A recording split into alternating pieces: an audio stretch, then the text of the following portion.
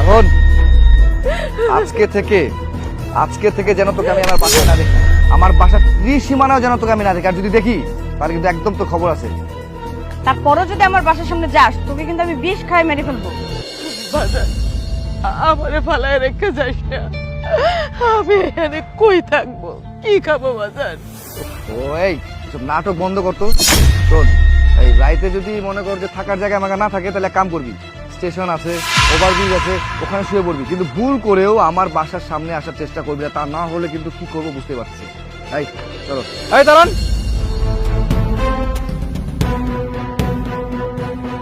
কি ব্যাপার, নিজের মাকে এভাবে রাস্তায় ফেলে যাচ্ছেন?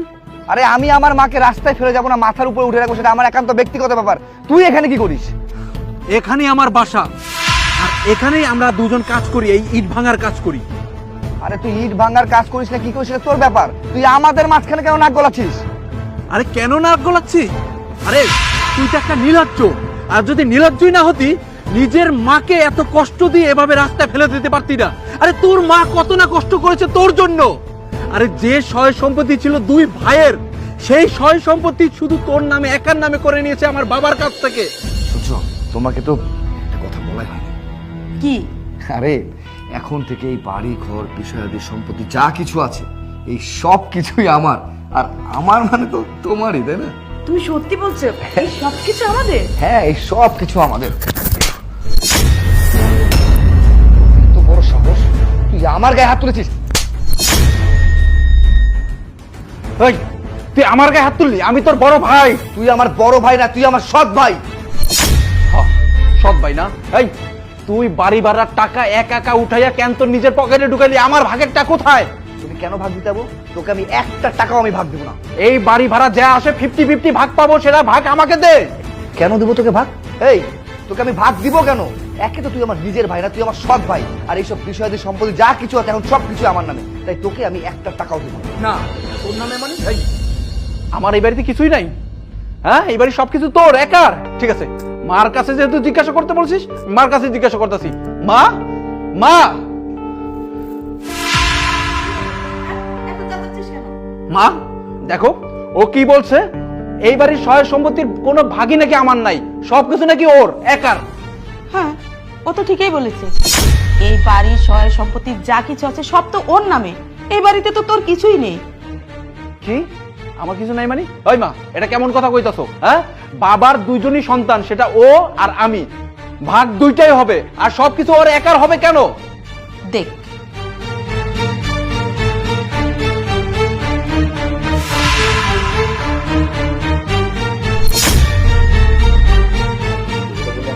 মা এটা তো ঠিকই, কিন্তু দেখেছিস দলিলের মধ্যে কি লেখা আছে?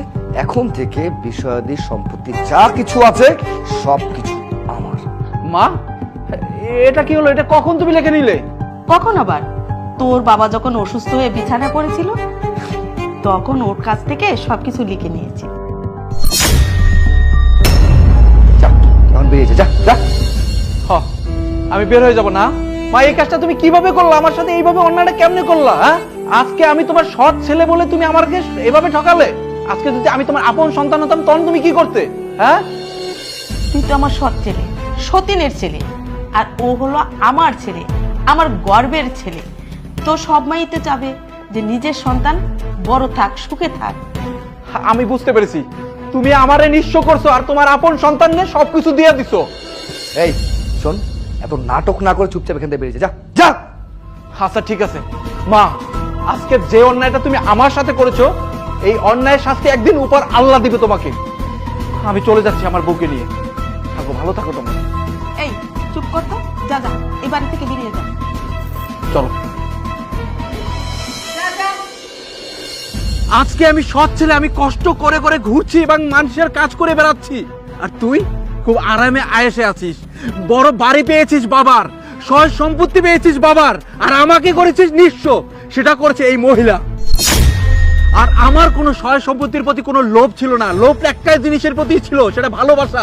আমি তোকে ভাই হিসেবে ভালোবাসতাম, আর আমি মাকে মা হিসেবে ভালোবাসতাম, কিন্তু সেটা তোরা করিসনি, আমার মাও করেনি। আমাকে সবসময় সৎ বলেই জেনে আসছে। আরে আমি যদি চাইতাম আমি সয় সম্পত্তি আমি বাবার কাছ থেকে অনেক আগে লিখে নিতে পারতাম, কিন্তু সেটা আমি করিনি। আর যদি আমি করতামও, করে যদি তোদেরকে আমি রাস্তায় ফেলে দিতাম, তখন কি করতি? তখন তোর কেমন লাগতো মা, তোমার কেমন লাগতো? কিন্তু আমি সন্তান হিসেবে সেটা আমি করিনি। আর দেখো মা, আজকে যে সন্তানকে তুমি সবকিছু লিখে দিয়েছো, সেই সন্তানই আজকে তোমাকে রাস্তায় ফেলে দিচ্ছে। আর যে বাড়ি থেকে আমাকে বের করে দিছো, সেই বাড়ি থেকে তোমার সন্তান বের করে দিছে। দেখো খোদার কি নীলা খেলা। আসলে খোদার নীলা খেলা না বোঝা বড় দায়। আজকে আমার বউটা কষ্ট করছে, আমার বউটা গর্ভবতী, এই অবস্থায় এই যে রাস্তার ভিতরে ইট ভাঙতেছে, কতটা কষ্ট করতেছে, আমি কষ্ট করতেছি, দিনের পর দিন কাটতে আছি। কেন? শুধু তোমাদের কারণে।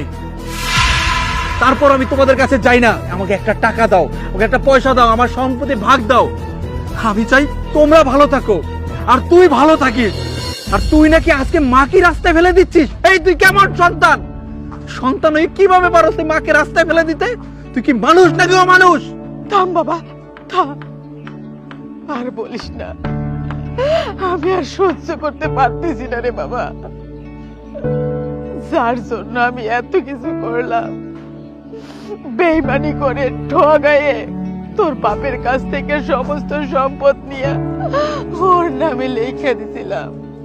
ভাবছিলাম তোর কাছে থাকলে, তোরে দিলে আমি মনে হয় বাড়িতে থাকতে পারবো না, পেট ভরে খেতে পারবো না। আর আমার এই পুরা কপাল, এখন দেখছি আমি আমার নিজের সন্তানের কাছেই ঠাঁই নাই। বাবা, আমি পাপী, আমি মহা পাপী।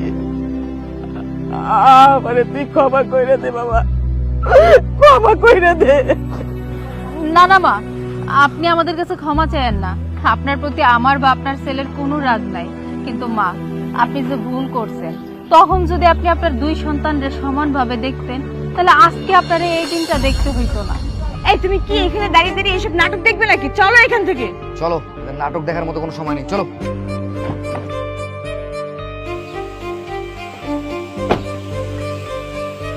এই ড্রাইভার, চলো, সব গরিব ফকিনের মাঝে থাকতে ইচ্ছা হচ্ছে না, যাও।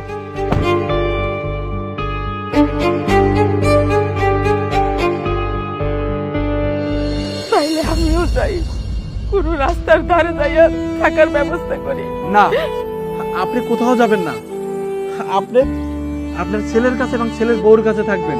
জানেন তো, ছোটবেলা মায়েরা হারাইছি, বাবা আপনারে বিয়ে করে নিয়ে এলো, ওদিন থেকেই আমি জানি যে আপনি আমার মা। আর এই দুই সন্তানের রেখে আপনি চলে যাবেন না, যাইতে দিব না।